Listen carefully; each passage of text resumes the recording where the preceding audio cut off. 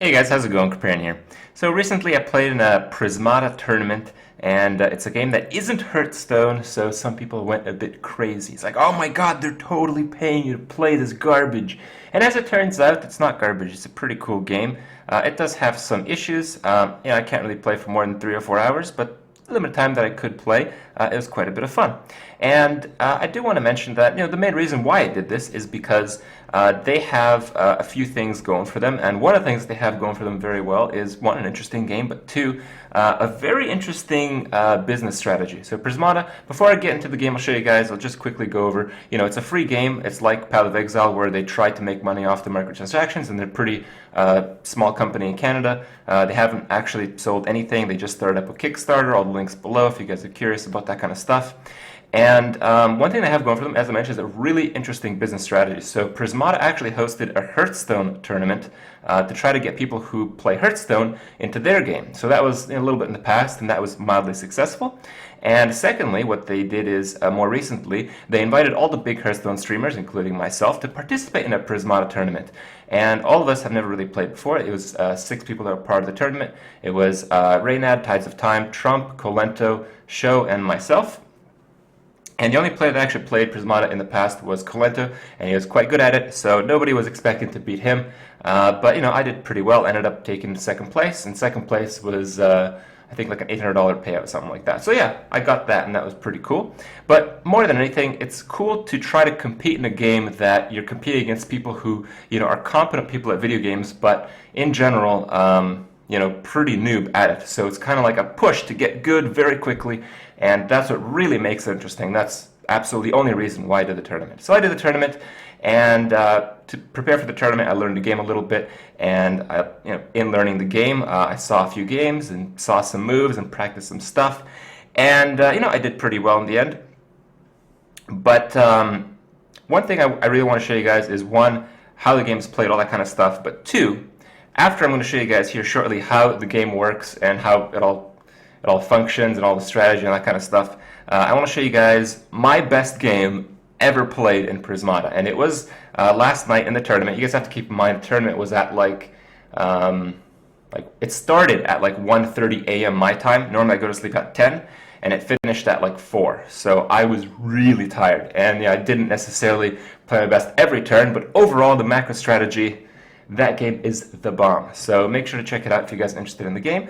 And here we go. I'll show you guys how the game works. Alright, so here we are. I'm just going to play against the basic bot. The basic bot doesn't really play that well, but it's fairly effective. I practice mostly against the AI because you kind of get to play on your side of the board. So there's a lot of stuff involved in Prismata, like strategy, counter strategy, all that kind of stuff, and it gets a little bit complicated. But for the basic stuff, to really understand the game, playing against the AI, in my opinion, was a very valuable thing.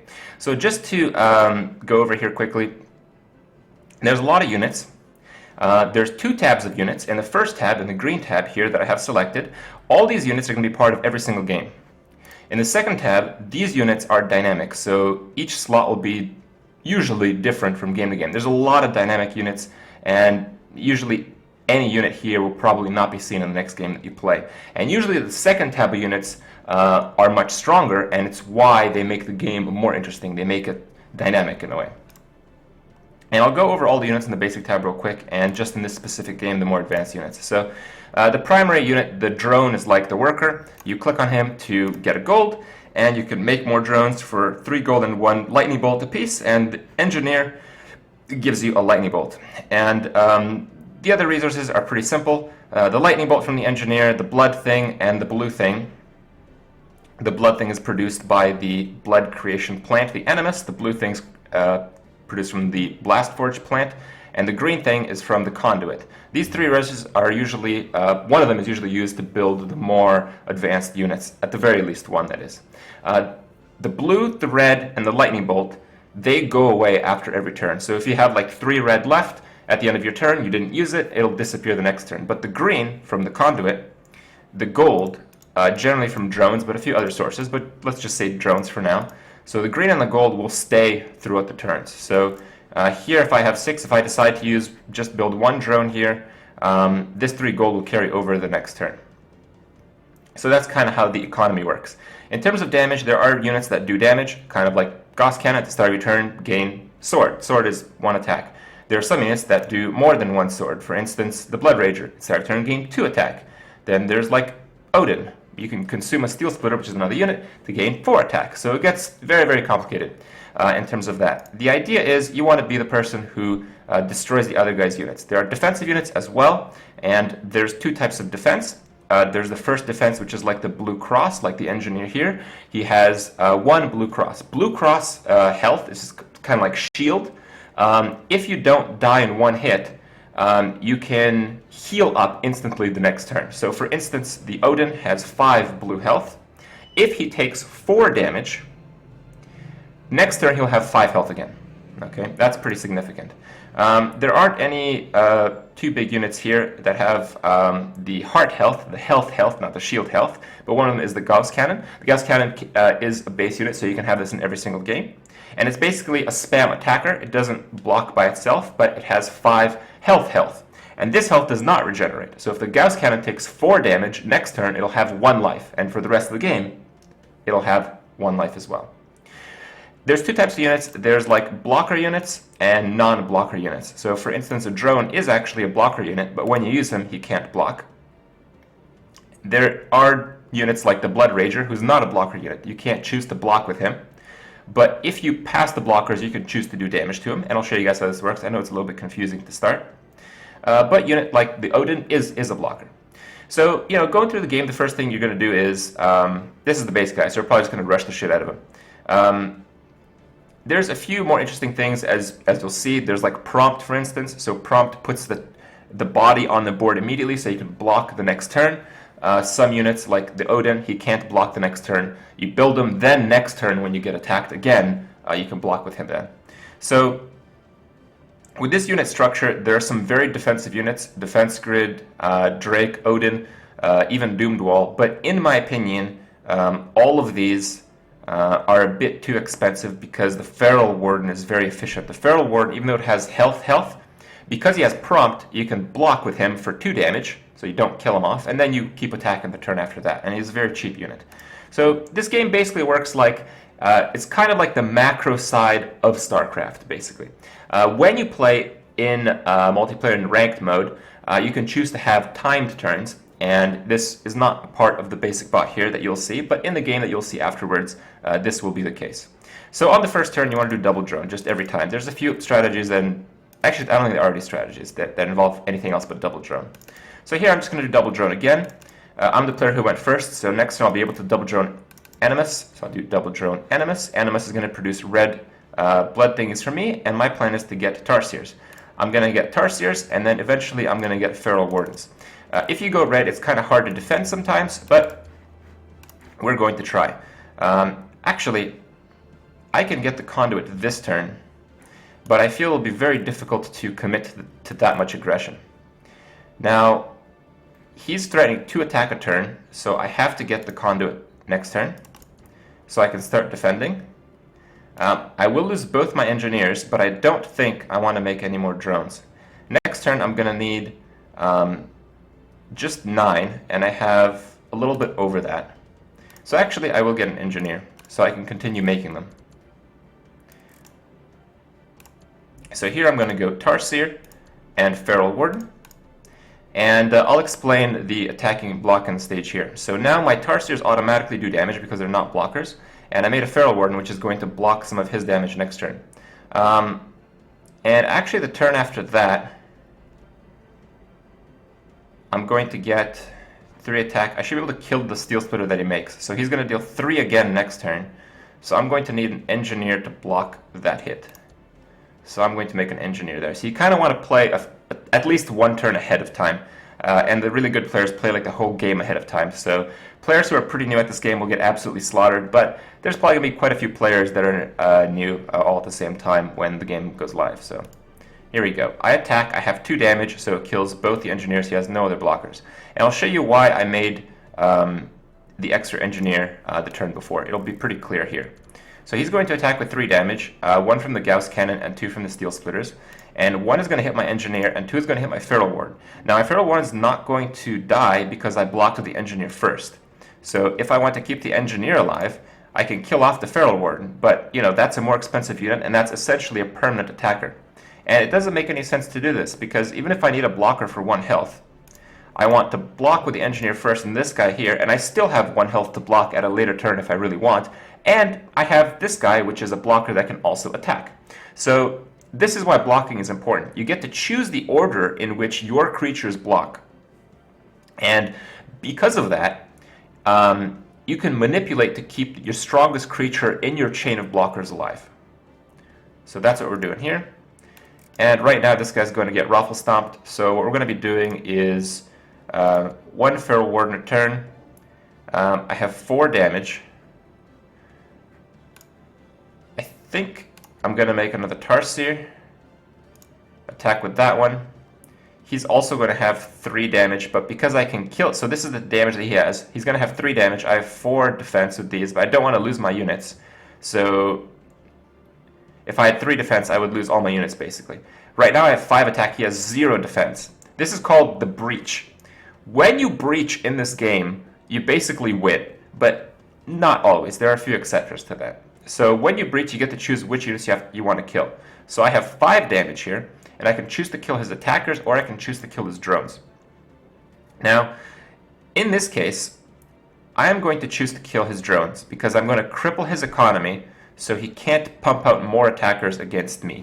I'll just spiral out of control. I can choose to kill the attackers if I'm desperate, but I'm really not. He's only threatening 3 damage a turn. And to stop that the turn after that, all I have to do is really build another engineer. And you know what? I can even build another drone. But the reason I don't want to build a drone is, you know, kind of to show you guys how the game works. If I build a drone this turn, it actually takes 3 turns for the money that I invest to pay out for the drone. And this game is not going to last another 3 turns. So there's nothing I could really do with this money. I can just build more engineers, honestly. I'll just build 1 more engineer. So there we go. I killed a bunch of his drones, and now his economy is crippled. I'm going to have the same blocking technique. I'm going to use all my drones again. I'm going to get a Feral Warden, and I'm going to get a Tarsier to get more and more and more damage. Next turn he has 4, which is a little bit of a problem. So because of that, again, I'm breaching again. I kind of only want to lose 1 engineer, so I'm just going to kill a Steel Splitter and the double drone. Or I can lose both engineers, but the turn after that I'm going to have to start killing units. I think it's fine, actually. I think I can just pretty much cripple his drones and just get 3 engineers to block. Looks good. Now, one thing to note is that, here we're going to lose both our engineers, but we're growing in damage. So even though we're both threatening damage and breach and all that, I'm the one who's ahead, and I have the blockers and I have resources to keep making units. So here, because I think the game will pretty much be over next turn, I'm going to make a Rhino. The Rhino can attack the turn after it's built. A Tarsier takes 1 turn after that. So here, I don't want to take 6 damage, actually. I want to kill 2 Steel Splitters and take 4, which means I lose 2 engineers, so I'm going to build 1 more engineer. Oh, I can do 3 more. Take 3. Okay.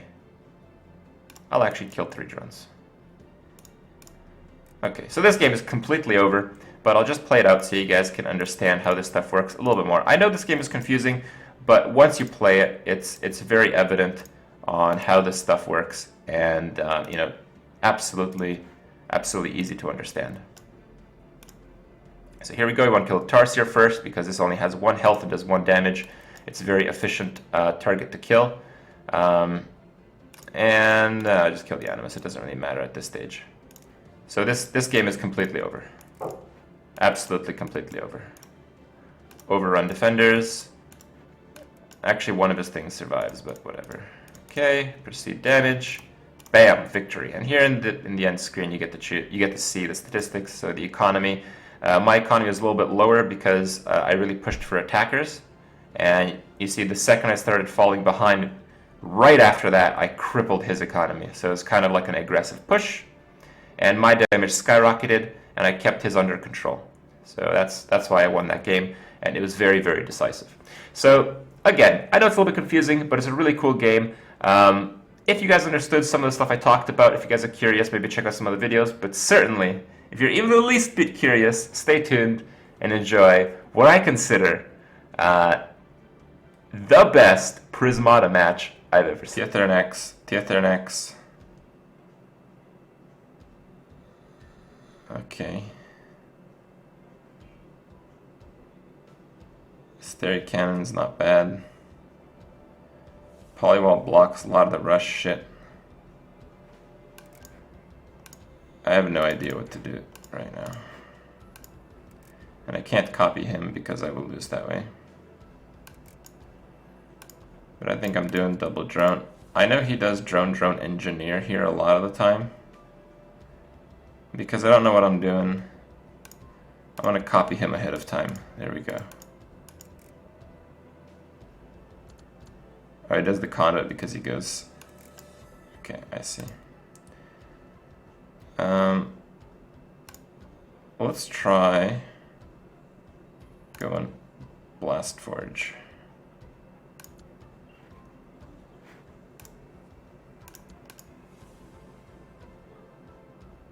Let's fucking commit him.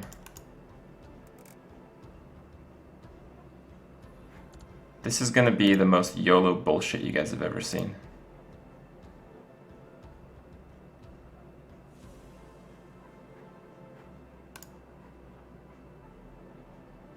Okay.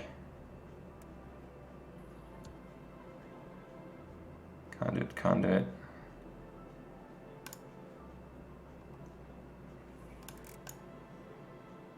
Conduit, drone.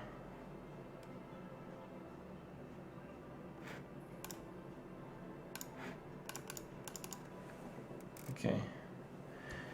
Actually, maybe I should then conduit, because the comment's not coming up for a while here. Here we want to do polywall. And then a drone, I believe.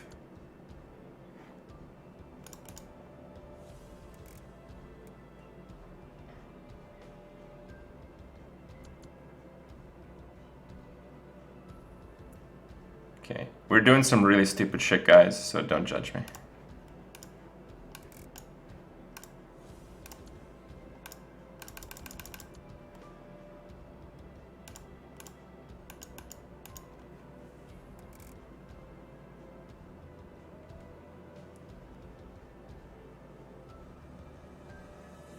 This is an all or nothing.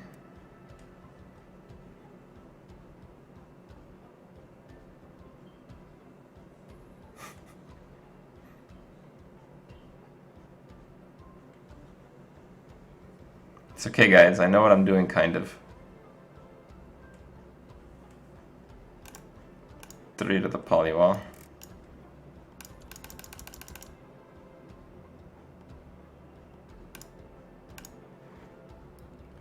All right.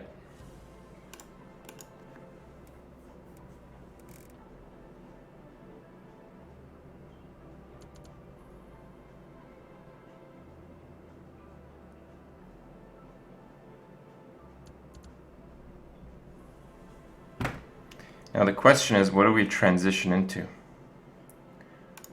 We're gonna have 2 green next turn. This is the comet, guys. At the start of your turn, gain an attack for each engineer you have and sacrifice the comet. So now we have 17. A fuckload of blockers for a little later.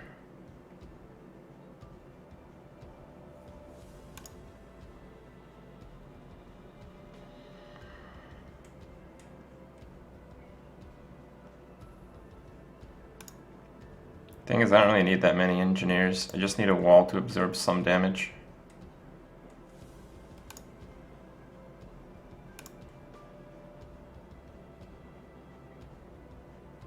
And I think I can go Asteria cannons as well.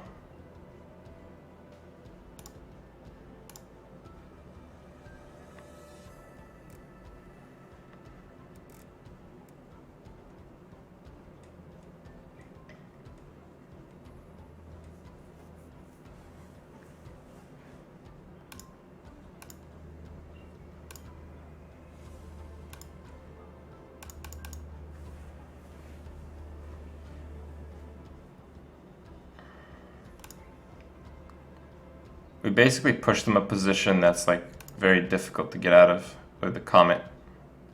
I told you guys I had to rush them down. That's basically what I tried to do.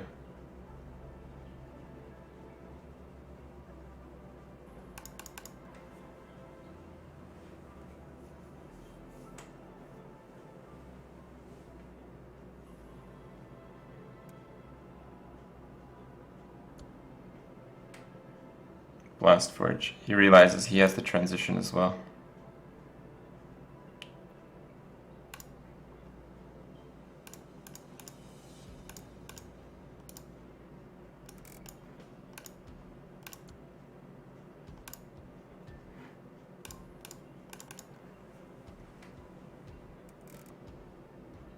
Because I built all these engineers, I have like a buffer for health, which is really important. He's just going to try to get more asterisk cannons, which is a good idea. I think he's doing the winning strategy right now. But because I did my YOLO bullshit, I have a chance to catch up. I'm going one asterisk cannon every single turn.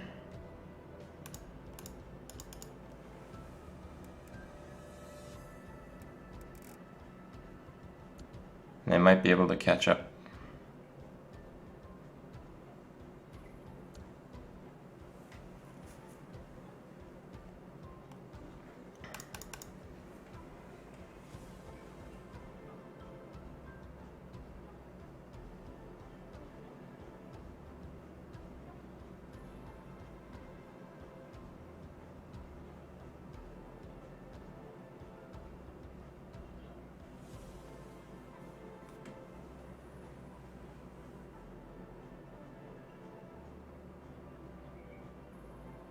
I can't actually asterisk cannon next turn.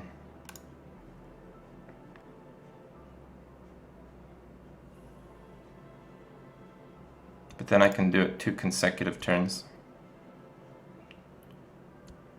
So all I really have to do is set up enough blockers.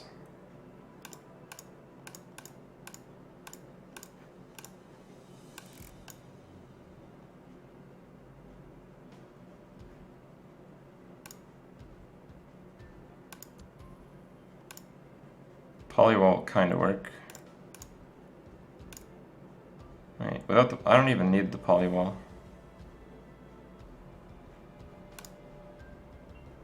But it's pretty good efficiency, honestly. I think any damage I can get out is worth it. So I think I'm gonna polywall and just focus on next turn. Get a Gauss cannon.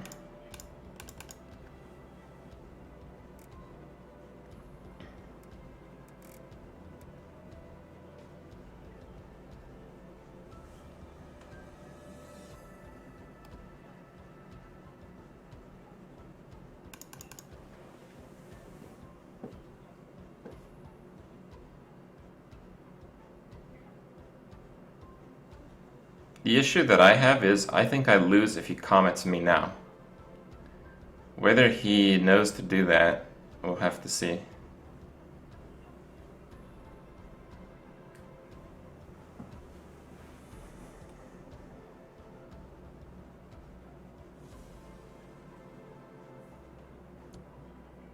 Fuck. May have lost.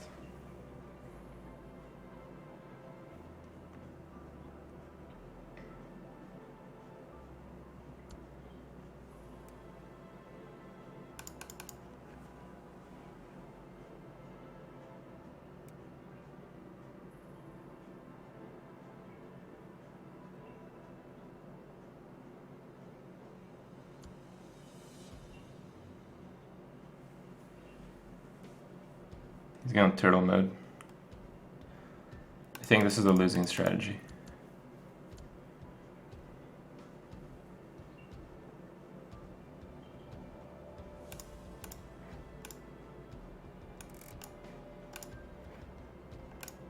We do a stereo cannon again.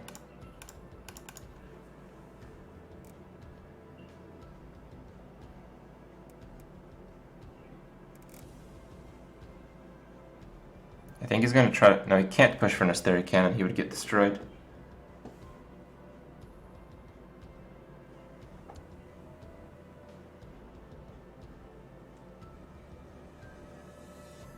He's forced to polywall, he can't do fucking anything else.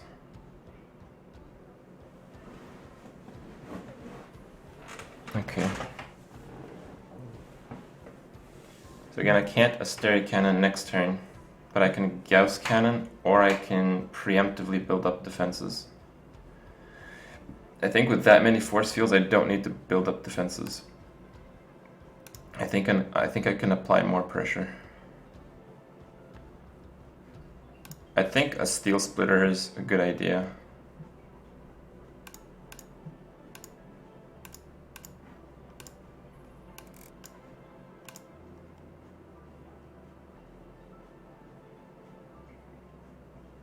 I do get breached otherwise.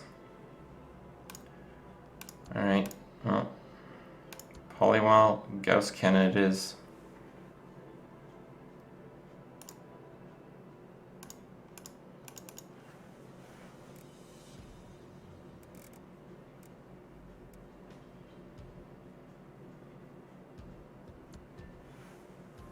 He has to polywall every single turn from now on. And it's still like hardly enough.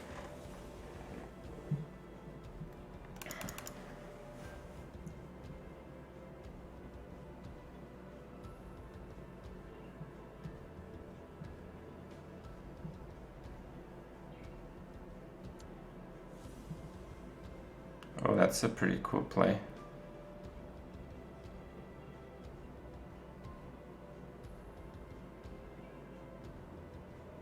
It puts me on the defensive. If he does 2, I think he might breach.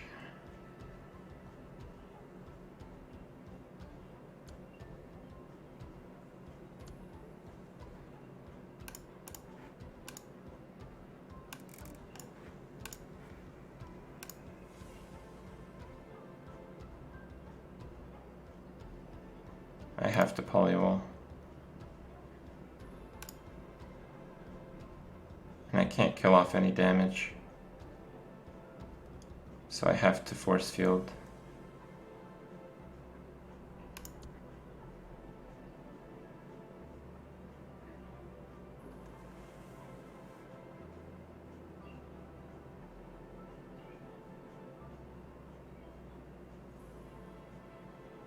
Save my engineer that way. Okay.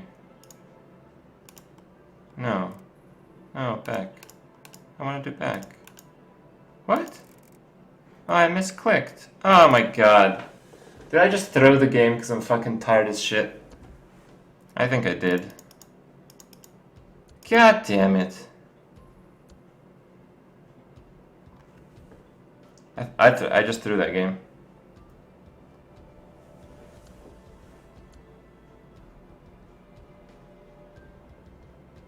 Totally serious. I just threw that game.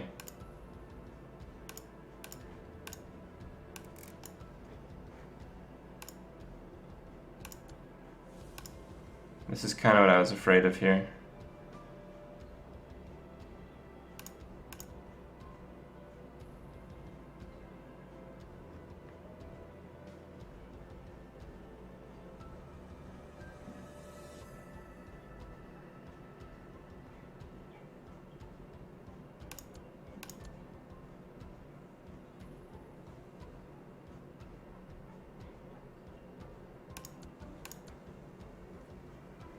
Gauss Cannon.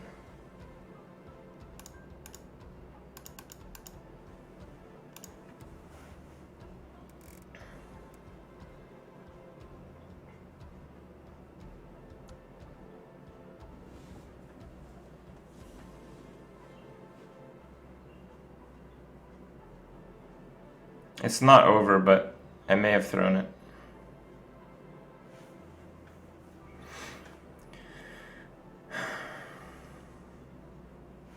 Yeah, I may have lost.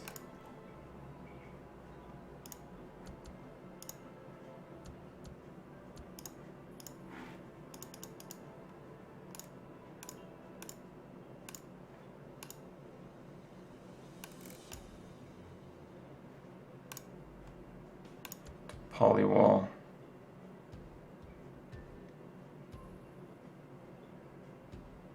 Take 6, so there's an engineer.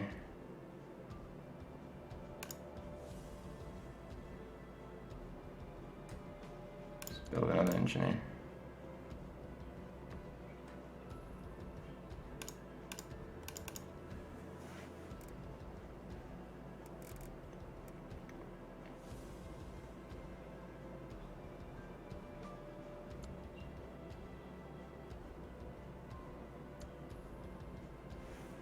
My 3 Gauss cannons might win me the game.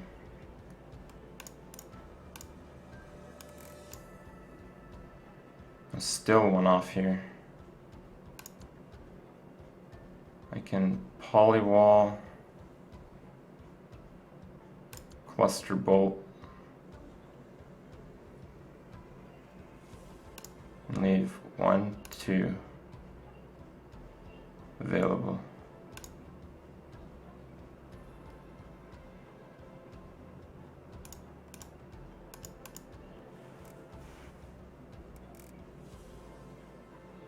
You can't cluster bolt to retaliate.